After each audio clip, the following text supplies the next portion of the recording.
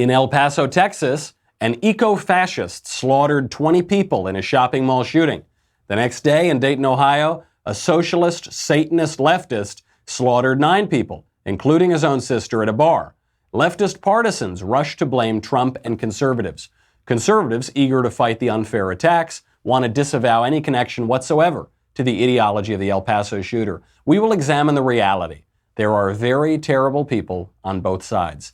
How could these attacks have been prevented? How can they be prevented in the future? President Trump weighs in, and we weigh in on his weighing in. Then the Democratic Socialists of America try to topple capitalism at their national convention, but fail to even finish the announcements without infighting over pronouns and phony grievances. Finally, Quentin Tarantino delivers in Once Upon a Time in Hollywood. All that and more. I'm Michael Knowles, and this is The Michael Knowles Show.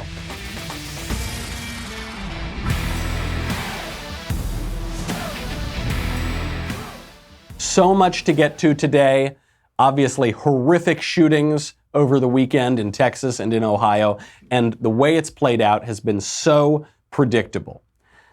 You had these 2 shootings, apparently both motivated by ideology, one very clearly by ideology, and that's a mostly right-wing ideology, though not a totally right-wing ideology. Then the second shooting appears to have been motivated by an almost exclusively left-wing ideology. And in response, the left, not the right, the left blamed its political opponents on the right.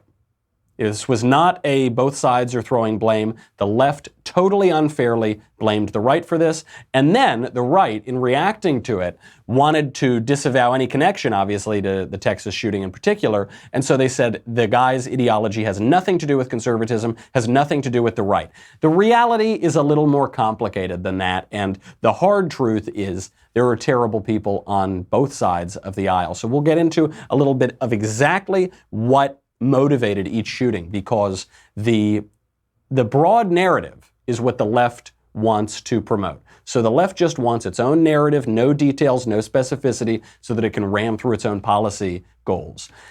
Details are the enemy of the left, and we'll get into the details, and we'll get into Trump's response, which I thought generally was very good, though there were a couple issues with it. We'll get to that in a second, but first, we've got to thank our friends over at ZipRecruiter. ZipRecruiter sends your job to over 100 of the web's leading job boards. Go to ZipRecruiter.com/Knowles. ZipRecruiter does not stop right there. With their powerful matching technology, ZipRecruiter scans thousands of resumes to find people with the right experience and invites them to apply to your job. I repeat, go to ZipRecruiter.com/Knowles. You got to do it because you don't want to waste time. This is what ZipRecruiter does. So in the old days, you'd throw spaghetti at the wall and you'd say, okay, I really hope something comes up. And I really hope I can fill this job. And we'll just see what happens. I hope someone emails me. That's not what happens. As applications come in to ZipRecruiter, ZipRecruiter will analyze each one and spotlight the top candidates so that you never miss a great match. It's actively out there doing the work for you. That's what ZipRecruiter sets itself apart with. So it's so effective that 4 out of 5 of the employers who post on ZipRecruiter get a quality candidate through the website in just one day. Right now, my listeners can try ZipRecruiter for free at this exclusive web address, ZipRecruiter.com/Knowles, Knowles. That is ZipRecruiter.com/Knowles, ZipRecruiter.com/Knowles. ZipRecruiter, the smartest way to hire. Let's get into the details here. What happened in El Paso? This was the first shooting. A 21-year-old shooter opened fire at the Cielo Vista Mall. At least 20 people were killed. Hopefully no more people are killed. A lot of people were injured, though. 27 injured. The shooter posted a manifesto online, and it appears to be authentic, and it's circulated around the internet now. Websites are trying to take it down. As some people are saying, don't read the manifesto. I don't believe that. That's not my reaction to it. I always read the manifesto. I always want to know as much information as I can as to why these people committed these crimes. You can't always believe the shooters. Often they're a little crazy, often they're liars. But to just say that it's senseless violence is to put your head in the sand. Because when these shooters tell you that they have a reason for what they're doing, we ought to at least take that seriously. When the 9/11 hijackers say we have a reason that we're doing what we're doing, it's because we believe our religion is telling us to topple these 2 towers. you at least have to take that seriously. You can't just put your fingers in your ears and say, la, la, la, I don't believe it, it's senseless. So what does the shooter say motivated him in El Paso? The manifesto is short, it's about 4 pages, and the ideology that he embraces is something called eco-fascism. Now, the left is saying this is a completely right-wing ideology. The left is blaming Trump for this shooter. The shooter himself says, don't blame Trump. I've believed these things long before Donald Trump ever entered the political scene. The reality of this ideology is that it's a little bit right-wing and it's a little bit left-wing. So basically neither side right now is correct. The left is saying it's all right-wing. A lot of conservatives are saying this guy has nothing to do with the right. He's only a leftist. Neither is really telling the truth. Or neither, at least, is really getting it right. They might think they're telling the truth, but they're not. Eco-fascism does not neatly fit on the left or on the right. So in some ways, it's very associated with the right. It's anti-illegal immigration. It's anti-immigration broadly. It has this very racist category, which, again, doesn't cut right or left, but it has this very racial, bigoted category, which is he's anti-race mixing. He's not exactly a white supremacist, but he's certainly a white nationalist or a white segregationist. He wants there to be different areas of the country for different races. So at the base of his politics is racial essentialism. This would be categorized under the label alt-right. If you want to know more about what the alt-right actually is, not just what Hillary Clinton pretends that it is, but if you want to know what the term at least once used to mean, you can check out my PragerU video on this topic. Alt stands for alternative. It's an alternative version of the right to what we would consider a more traditional conservatism. I mean, they're calling it right-wing. He identifies as right-wing. In many of his policy prescriptions or policy preferences, he probably would be considered right-wing. So in that way, the right does have an association with him. But the eco part is this intense environmentalism, which would be these days exclusively found on the left. And it's a fascism rooted in the environment.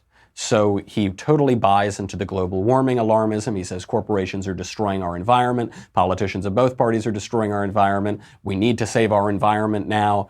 It's an intense environmentalism, which is strongly on the left. Though this kind of environmentalism has had a tie to fascism for a long time. There's what has now become a cliche, which is the observation that Hitler was a vegetarian.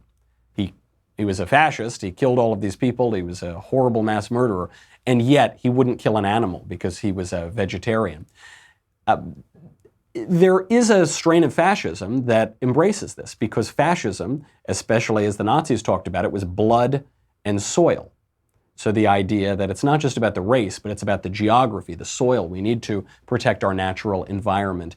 And it can be taken to this insane extreme, which is basically sacrificing even our own humanity to preserve the collective natural environment. That's the ideology. That's about we could go into this for 2 hours, but I think that's the broad view of the ideology. It's got a lot of components of the right, this love of tradition, want to preserve the nation. It's got a lot of aspects of the left, this hyper-environmentalism, even at the expense of human flourishing. That, beyond the ideology, what can we look to? Well, like so many mass shooters, this guy comes from a broken home. Before I even knew it, I read the manifesto and I said, before I exclusively ascribe this to ideology, let me just Google shooter's name, divorce. Guess what? The parents of this guy divorced when he was 13. The father has written extensively about his 40 years of drug addiction. So obviously the father was just a total degenerate for much of this kid's life. And this often happens. But beneath the kind of political level, there is a cultural level. Something just wasn't right with this kid. Kid now adult, but when he was a kid, certainly when they divorced.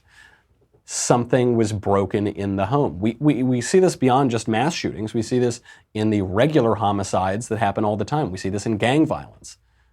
Often one explanation of gang violence is these kids come from broken homes. They have no fathers at home. Yep, looks like that may have been at play here. Now, in this case, the suspect was apprehended alive, so he wasn't killed, even though he wished to be killed in his manifesto. So he'll likely face the death penalty, as he should. And we'll get into what President Trump has to say about that in just a second. But moving over to the next day's mass shooting in Dayton, Ohio, same thing. Young guy, 24-year-old young man, opened fire in an Ohio bar on Sunday.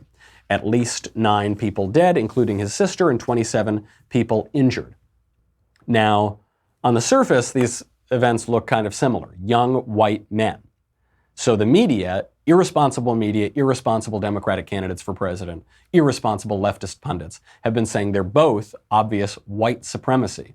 There's no evidence that the second shooter was a white supremacist or a fascist or in any way associated with the right. Actually, when you look at his social media pages, it looks as though he was a radical leftist. He described himself as a Satanist. He described himself as a socialist. He described himself as a leftist. This is what he said. He wrote, quote, "I want socialism, and I'll not wait for the idiots to finally come round to understanding." When President Trump won in 2016, he said, "This is bad."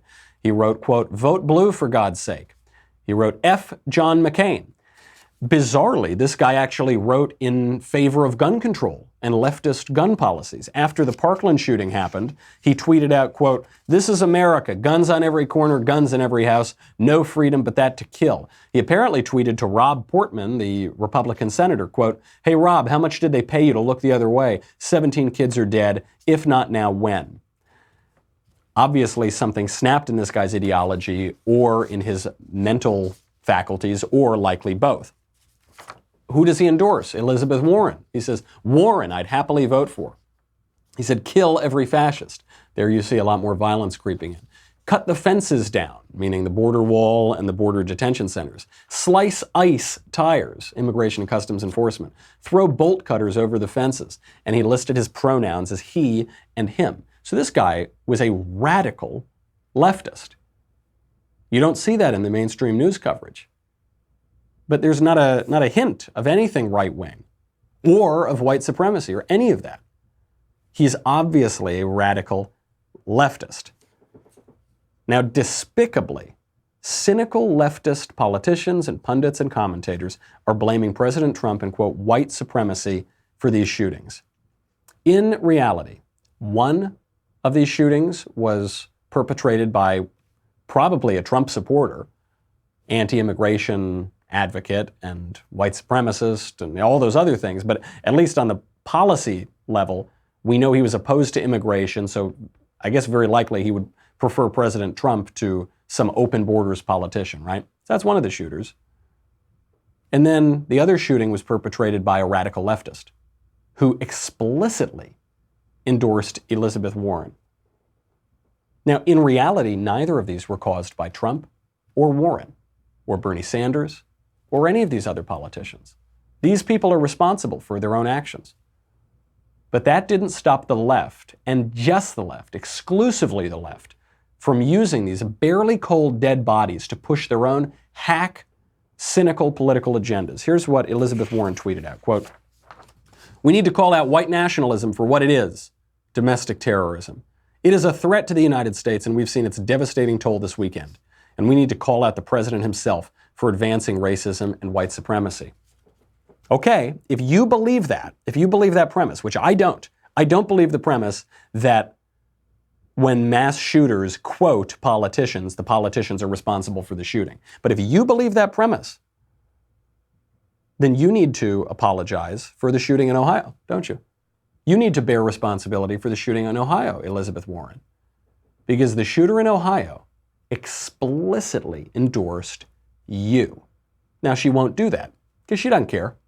Doesn't care about the victims, doesn't care about the policy, doesn't care about any of it other than promoting herself in the 2020 Democratic presidential primaries in a way that is absolutely disgusting, even by the measure of presidential politics. I understand in presidential political campaigns, people are going to just use and exploit events for disgusting purposes. This is especially disgusting, and Elizabeth Warren should be ashamed of herself. If she had the capacity for shame, she would feel shame. But she doesn't. She's the whitest woman in America who pretended to be an Indian Native American for her entire career, in a way that would take jobs away from Native Americans, in a way to look with her white face, look people dead in the eye and say, I am a Cherokee Indian, give me preferential treatment at Harvard and in the Texas bar. I mean, that sort of shameless person would absolutely have no problem using barely cold dead bodies for her own political purposes. But she's not the only one. I don't mean only to single out Elizabeth Warren here.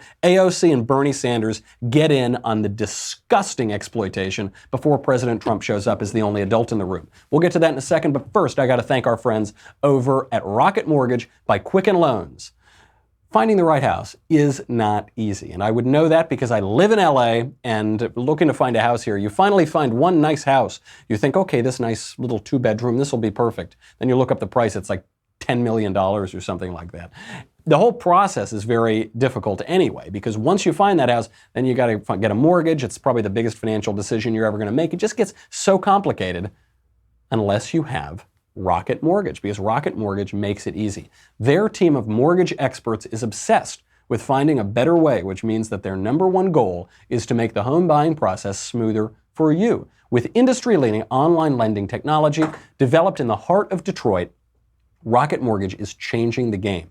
They make the home buying process work for you. In fact, Rocket Mortgage is there with award-winning client service and support every step of the way. Their team cares about getting you home. That's why Quicken Loans is ranked highest in customer satisfaction for primary mortgage origination 9 years in a row, and highest in mortgage servicing 5 years in a row.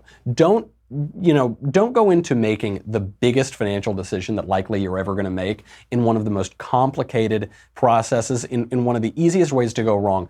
Don't do it without the best.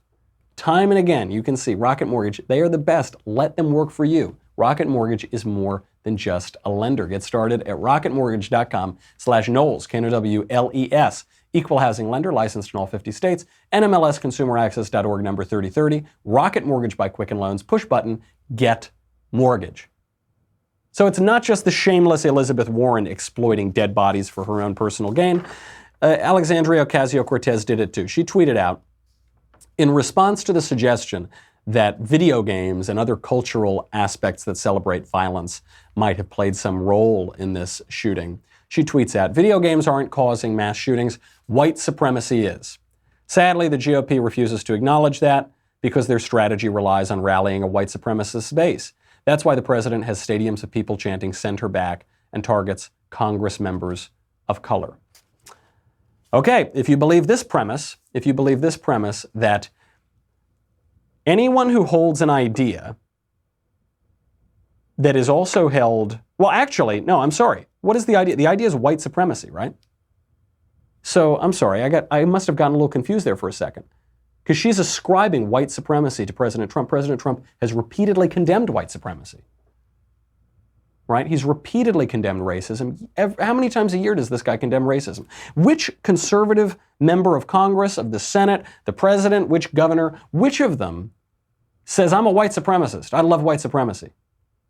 None of them. Zero. Boop. Nada. None of them do. But let's take her premise at its word and let's just replace white supremacy with socialism.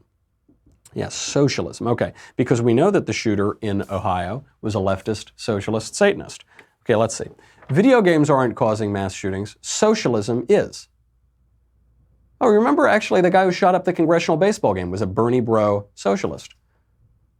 Sadly, the GOP Democrats refuse to acknowledge that because their strategy relies on rallying a socialist base. That's why the Congresswoman from Queens hosts rooms of people chanting, I don't know, socialism, bring us socialism, tax the rich, soak the rich, and targets Congress members of baseball games. See how easy that is? See, in the case of AOC's tweet, it didn't make any sense because no conservative is embracing white supremacy. But the shooter in Ohio was an avowed socialist. She is embracing socialism. She's promoting socialism. Tom Perez says she's the future of the Democratic Party. So are we going to blame AOC? Are we going to blame Bernie Sanders? I don't want to do that. But by AOC's logic, looks like AOC needs to take responsibility for the shooting in Ohio. And then, of course, there's Bernie Sanders. Mr. President, stop your racist, hateful, and anti-immigrant rhetoric. Your language creates a climate which emboldens violent extremists. A Bernie bro shot up the congressional baseball game. Do you, Senator Sanders, bear responsibility for the attack on the congressional baseball game that almost murdered Steve Scalise? By your logic here, which I don't believe, you, Bernie Sanders, are responsible for almost murdering Steve Scalise. Now, they would never accept responsibility because they don't care. They're just saying words and words to exploit dead bodies for their political gain.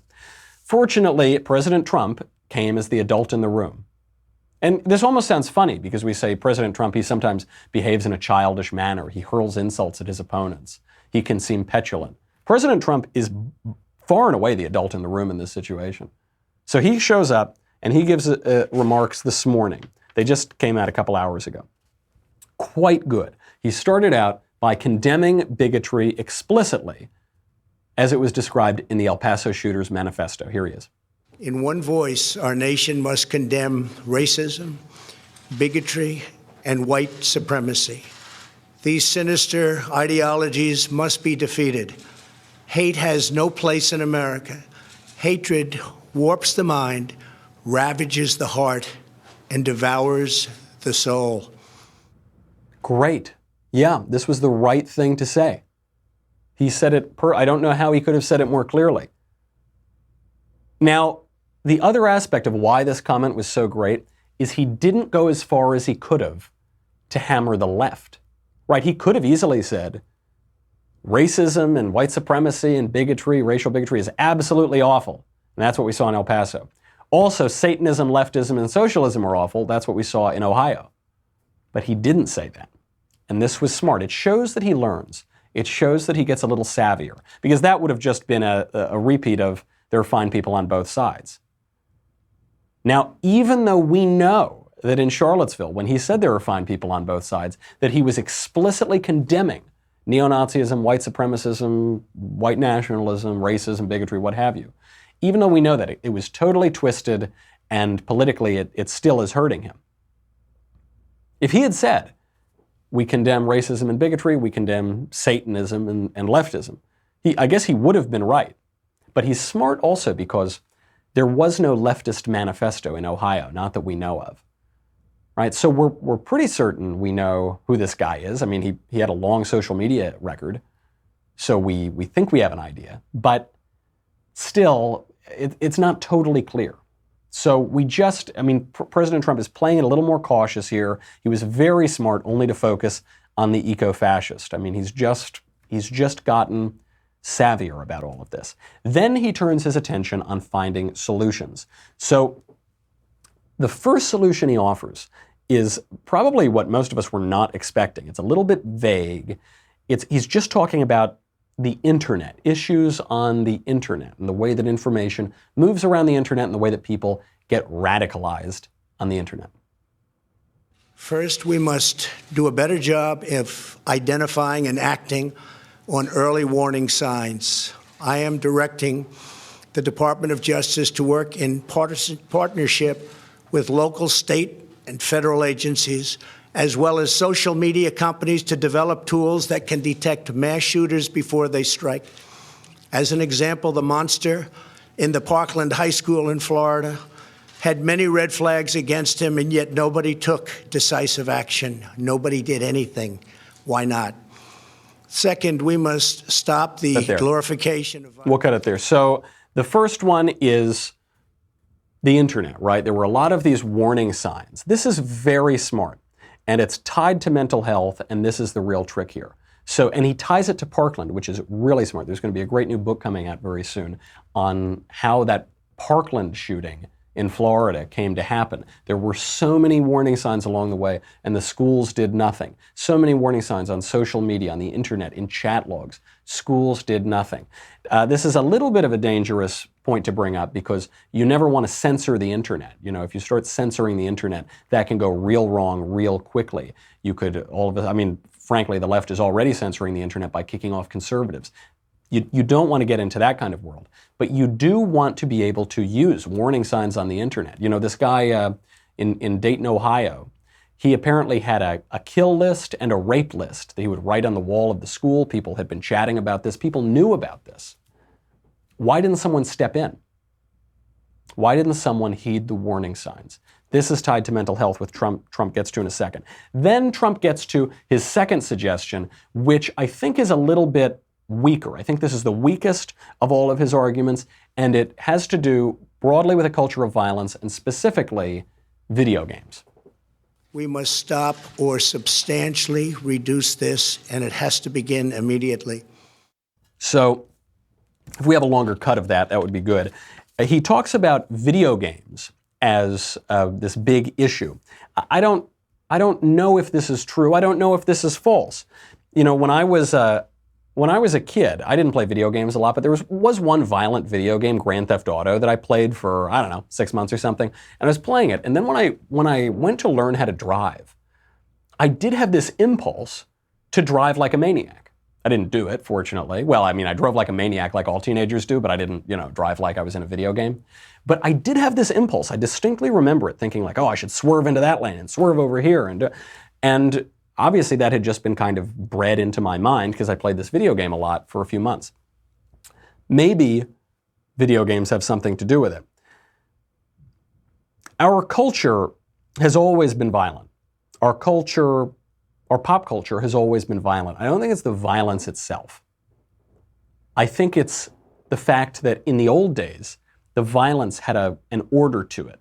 It had a purpose. It had a moral context.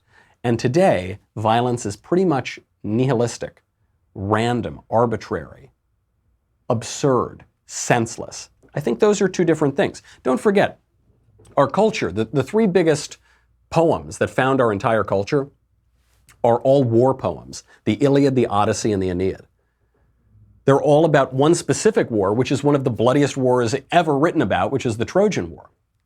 The Aeneid begins, "Arms and the man I sing." I mean, the first lines, I'm going to sing about war and all this gory, crazy violence. But that was war with a purpose. That was war with a moral universe, a war that had value, a war that had honor and valor and purpose, and even a sense of good and evil. The Lone Ranger, one of the biggest shows from the 1950s. It's about a good guy getting the outlaws, getting the bad guys. But in modern depictions of violence, it's just senseless. It's just crazy. There might be something there to that cultural problem. I think Trump probably has it. Then he gets to the key, the biggest issue of all, which is mental health. We will examine that in a second, but first, you got to go to Facebook. You got to get off of Facebook and YouTube. Go to DailyWire.com. $10 a month, $100 for an annual membership. You get me, you get the Andrew Klavan Show, you get the Ben Shapiro Show, you get the Matt Walsh Show, you get to ask questions in the mailbag coming up on Thursday, you get to ask questions backstage, you get Another Kingdom.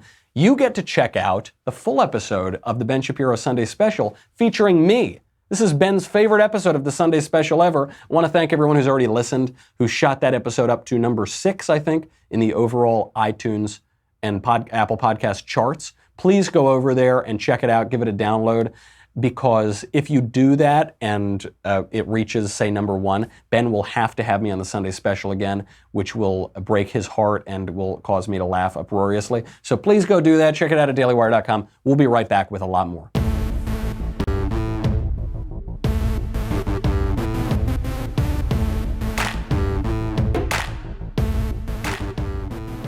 President Trump then gets to the heart of the matter on the solution. This is really correct. He's talking about mental health. Third, we must reform our mental health laws to better identify mentally disturbed individuals who may commit acts of violence and make sure those people not only get treatment, but when necessary, involuntary confinement. Mental illness and hatred pulls the trigger, not the gun. There it is. That's the key. Involuntary confinement, involuntary commitment of the mentally ill. Today, this is taboo on both sides. The left doesn't want to do it because the left is completely insane, and the left doesn't really even believe in the concept of mental illness. They sort of celebrate mental illness. They say, let's all talk about our mental illness. We're all mentally ill. And the right doesn't want to talk about it because we don't want to give the government that much power to involuntarily commit people. But this is the key. Today, it is virtually impossible to do it. But in the 1950s, we had a peak high of mentally ill confined people. Then states began to empty the asylums in the 1960s. Actually, Ronald Reagan, of all people, helped that process along. He didn't begin the process, but he did help it along when he was governor of California. And we need to be able to do it. I mean, a huge proportion of these people have clear signs of mental illness, if not all of them. And we need to be able to take them off of the street. I mean, President Trump makes this great point, which is that guns don't kill people. Mentally ill people kill people. It's the mental illness. It's the psychological process that leads to the decision to pull that trigger. The trigger doesn't just pull itself. And it is not just, it is not fair, it is not sustainable to allow dangers to society to be on the street. We do it because of a false sense of freedom, because we think freedom just means anything goes. It doesn't. People who are mentally ill are not capable of freedom. Actually, people who are totally uneducated, totally uncultured, totally disengaged from their civilization also are not capable of their freedom. The Founding Fathers and the people who have constructed our republic had a very elevated view of freedom. You had to earn your freedom. You had to become fit to govern yourself. You had to be moral, you had to be virtuous, you had to be religious, you had to be educated, and you have to be sane in order to have some freedom. And if not, then it's not that liberty will be taken from you, it's that you are not capable of that liberty in the first place. So that would be a good place to start, is building some more mental asylums and throwing people who are a danger to society in them, getting them drugs. I mean, one of the reasons why they emptied out in the 1960s and 70s is because we had all these good psychological drugs now, and we could cure people. So if someone had some mental illness, they'd take a drug. It seemed like they were cured. So we would let them out of the asylum, and then what happens? Instantly, they stop taking the drugs. They wind up on the street, or they wind up to be a threat to others. That's one way to do it. And then President Trump hits with great moral clarity on what we should do about the killers now. Today, I'm also directing the Department of Justice to propose legislation ensuring that those who commit hate crimes and mass murders face the death penalty, and that this capital punishment be delivered quickly, decisively, and without years of needless delay. Yep, Trump has a lot of moral clarity on this issue. So one of the guys who shot up the bar in Ohio, he was killed, but the guy who shot up the El Paso, Texas mall was not killed. He was apprehended, and he should face the death penalty. And he should face the death penalty swiftly. You got to remember, I know it's unpopular these days, there are three purposes of capital punishment: retribution, deterrence, and rehabilitation. Now, rehabilitation doesn't seem like it factors in a whole lot in terms of capital punishment. It actually does have a role in capital punishment in the sense that it can reform one's mind as he prepares to meet his maker and face the gallows. But broadly speaking, on criminal justice, those are the three purposes: retribution, deterrence, and rehabilitation. And retribution is the key. An injustice has been committed, and for that injustice, because the civil authority exacts justice, for which we have a criminal justice system, the criminal has to be punished just for committing the crime. And then there's the deterrence factor. So if capital punishment isn't a great deterrent now, when we have 30 or 40-year waiting periods to kill people, we need to exact justice rather swiftly. We need to do it quickly. That will increase the deterrent effect. A few facts to keep in mind here as we hear the endless debate that is just beginning. You're going to hear gun control brought up a lot. There is no gun control law that would have prevented either of these shootings. Not one. Anyone who tells you otherwise is lying to you, and they're exploiting your emotions to affect their political purposes, and they're exploiting dead bodies to affect their political goals. There is a reform that could have stopped maybe the Ohio shooting. The Ohio shooter had that hit list, he had that rape list. I mean, he was clearly a demented person.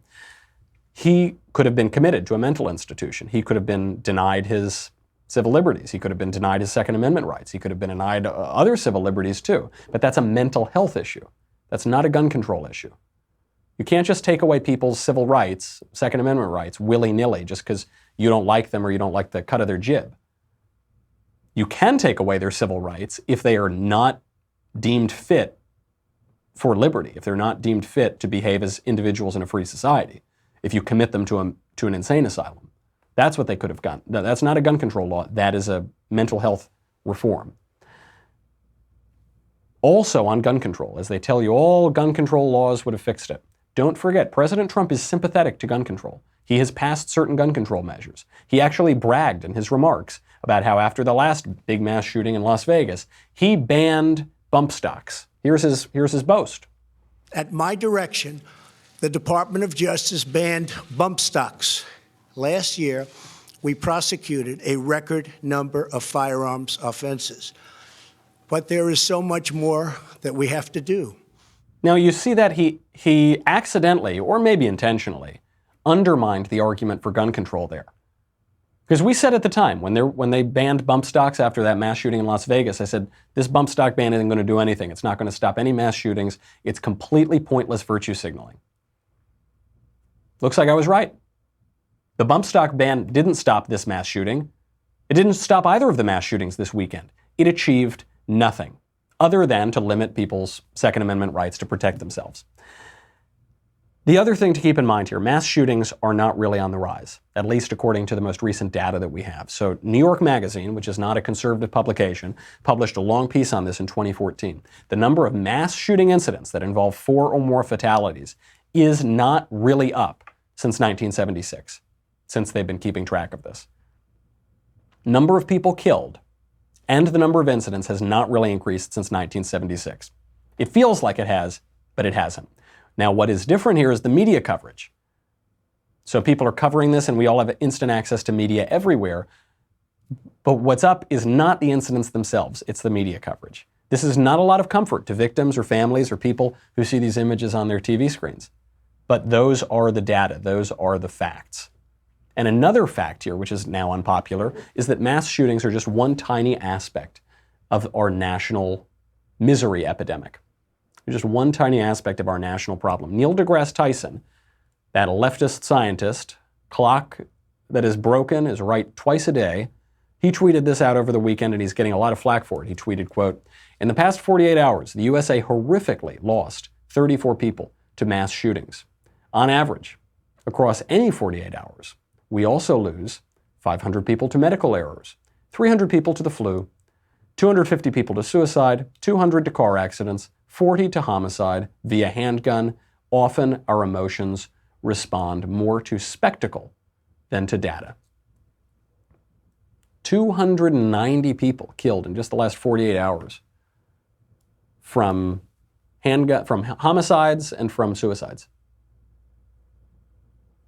It's almost 10 times as many people as were killed in those mass shootings occur every 2 days.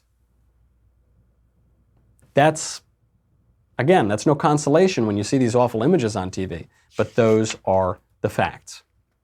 Almost 10 times as many people killed every 2 days as were killed in those mass shootings. Just in Chicago this weekend, 7 people were killed, 59 people were wounded from gun violence. Just in Chicago, that's one American city, just this weekend. Not a mass shooting, it's just the way it was. And yet, the whole purpose of this hysteria, this sensationalism, this vitriolic exploitation of dead bodies on the left, is to get you to stop thinking. They don't want you to think. They don't want you to look at data. They want you to be so riled up by emotion that you do whatever they say. You saw these cynical political hacks on television all weekend. They want you to stop acknowledging reality. On MSNBC, they had this professor from Princeton, Eddie Glaude, who told people that they actually had to stop using the phrase illegal immigrant because it contributes to mass shootings. But it's also important for us to understand the kind of continuity, the line, the connection. What does it mean to have a discourse in which people are dehumanized, where you use a phrase like illegal immigrant, where the phrase itself places that person outside of a certain kind of sense of empathy and decency? What happens? Otherizing. What happens when we use language like infestation, children? You use this, Governor, children. Yes. Carrying perhaps disease across the border. What happens? You set the stage for people who are even more on the extreme to act violently. We are in a cold civil war. And there's some people who bear the burden of it, Chuck. Listen to how perverse that is. Listen to how false everything he said is. He said, if you tell the truth you are responsible for mass murder. Right? If you use the phrase illegal immigrant, it's not even the best phrase. The correct phrase is illegal alien, illegal foreign national in our country. If you use that phrase, if you point out that they carry disease and crime over here, you are responsible for mass murder. Then he turns the rhetoric up even higher. He says that we're in a cold civil war. What do you mean a cold war? You're talking about a mass shooting, so obviously that's not cold, that's hot. And over the weekend, you had a radical eco-fascist and you had a radical leftist each commit a mass shooting. So it doesn't seem like a cold civil war at all. But what he's saying is, you have blood on your hands if you tell the truth. This guy goes on television and encourages everyone to lie. Allow your emotions to run away with you and lie, lest you calm down, look at the facts coolly, and tell the truth. The time is now. We can't wait. Don't think absolutely despicable emotional exploitation from the left. What should we actually do? We should grieve. We should comfort one another. We should accept with resignation, but nonetheless acceptance, that we live in a fallen world, even if these mass shooting incidents are not increasing, which they're not. Even if gun crime is decreasing, which over a 20, 30 year span it is. Even if all those things are true, we live in a fallen world. We will never eliminate murder, hatred, bigotry, violence. We won't eliminate any of that. This is a broken world, and no utopian scheme promised us by the left is going to do it. And no amount of emotional manipulation is going to lead to that utopia, to that paradise. Actually, those utopias tend to be hell on earth. We should calm down. We should accept that tragic fact of life. We should comfort one another. And then, when we are thinking clearly, once all the emotional exploitation is gone, we should address these issues in a rational manner. There is something to be done. You could rebuild some mental asylums. You could make it easier to involuntarily commit people. Those two things would help. You could encourage a culture that fixes broken families. The vast majority of these mass shooters come from fatherless homes and broken homes. You could do all of that. You should do all of that. You got to do it in a thinking manner and not allow these sick, cynical, political anglers to exploit your grief and a national grief to their own benefit. Before we go, speaking of these cynical anglers, I just want to show the bright side of this. We talked about tragedy, now let's talk about farce. At the National Democratic Socialists of America convention in Atlanta, the DSA promised to topple capitalism. And they were this close. They were so close to doing it, weren't they? Except they couldn't get past the announcements because all of the crazed leftists were arguing about pronouns and phony medical conditions and fake grievances, and it was absolutely hilarious. Take a listen. If we want to defeat capitalism, we are going to need a party that will organize working people to fight for the demands that we want and to win socialism. Thank you so much. Quick point of privilege. Quick point of personal privilege. Yes.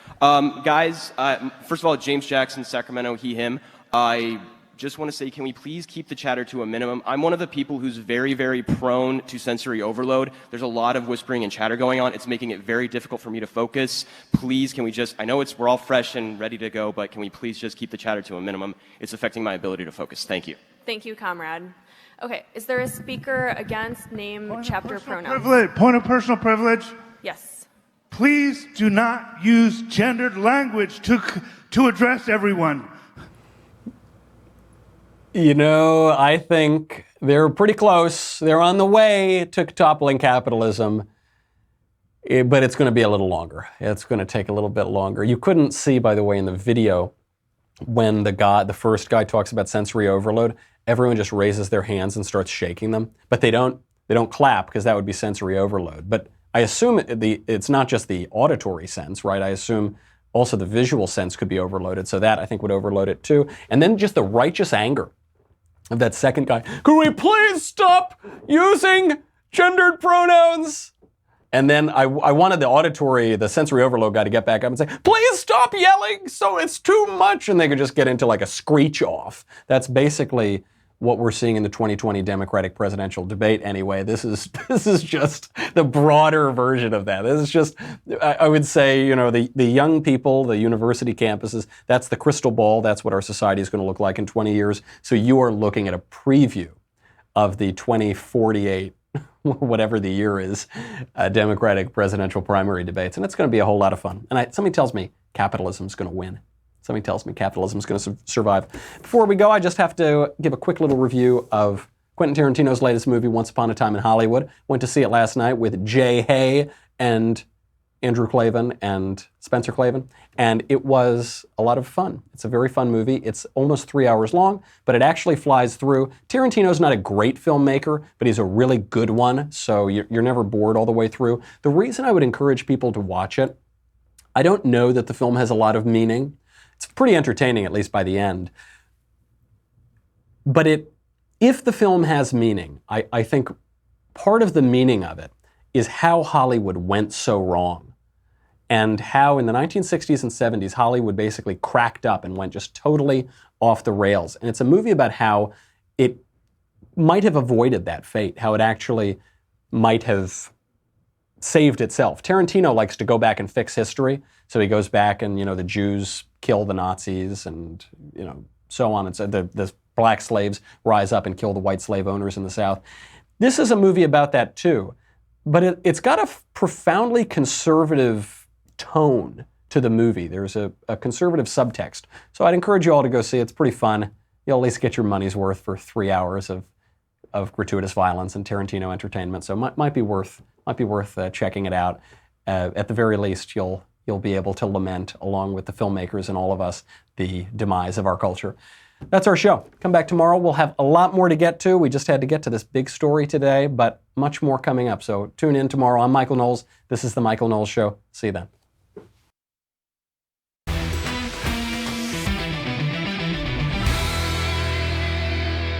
The Michael Knowles Show is produced by Rebecca Dobkowitz, director Mike Joyner, executive producer Jeremy Boring. Our senior producer is Jonathan Hay, supervising producer Mathis Glover, technical producer Austin Stevens, editor Danny D'Amico. Our audio mixer is Mike Coromina. Hair and makeup by Jesua Olvera. Production assistant Nick Sheehan. The Michael Knowles Show is a Daily Wire production. Copyright Daily Wire 2019.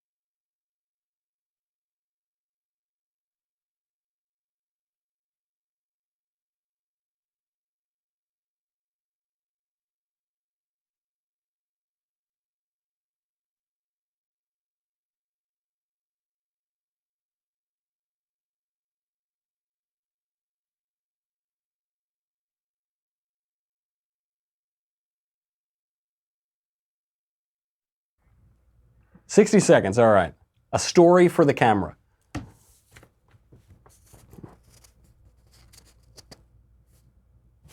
That's there.